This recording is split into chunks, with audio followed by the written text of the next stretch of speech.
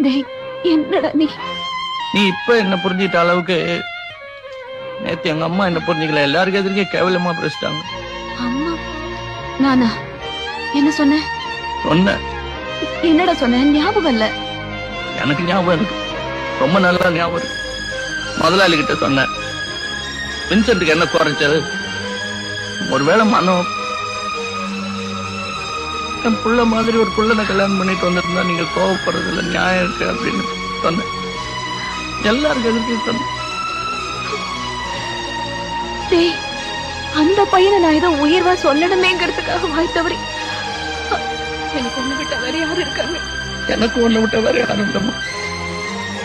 ஊருக்கு நான் கோமாளி, வேடிக்கை. நான் மனுஷனா இருக்கிறது உன் கூட மட்டும்தான். ஊருக்கு எல்லாம் எனக்கு பழகி போச்சு. நீ நல்லது சொன்னாலும் கெட்டது சொன்னாலும் எனக்கு 10 மடங்குமா.